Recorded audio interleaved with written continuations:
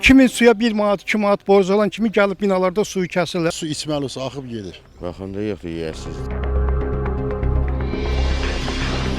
Xətai rayonu Zığ yolu 22 ünvanıdır. Bu ərazidə qazıntı işləri aparılıb, amma burada olan şirin su 2 həftəyə yaxındır ki, axır. Kimin suya 1 manat, 2 manat borc olan kimi gəlib binalarda suyu kəsirlər. Amma bu şirin su 2 həftədən çox da axıb gedir. Bunu hesablayın görün, bu suyun sərfiyyatı, bu kimə ziyandır, kimə xeyirdir. Bax bu su xəttinin tədbir görülsün ki, bu həyat bazar sudan təmizlənsin, zibildən, natəmizlikdən təmizlənsin. Axır gedir tutur.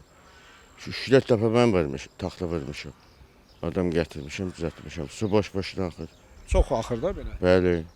O Sankadan qabağa can gedir, törəsəcək. İçməli su deyə bütün dünya su üstündə qırğındadır. Bizdə bax axıb gedir bax.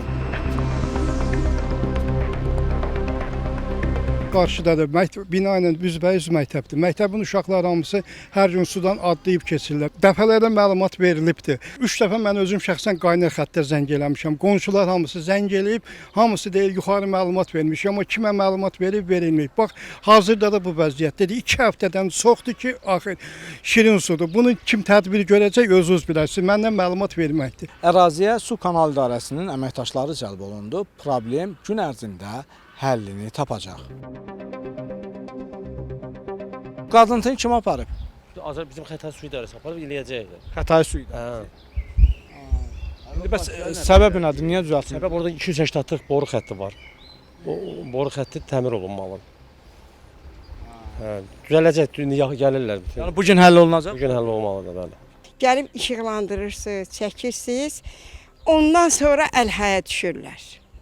Əslinə qalanda, ondan sonra bir tərpəniş eləyirlər. Amma işi axıra qədər çatdırmaq lazımdır da. Gəlib elə üstdən biraz eləyirlər, sonra hər yeri eləyib, yamaq eləyib getməklə nədir? 38 aylıq xəstəxanadır, hamı gələndə ayağı olur suyun içində, deyirlər orada görmürük.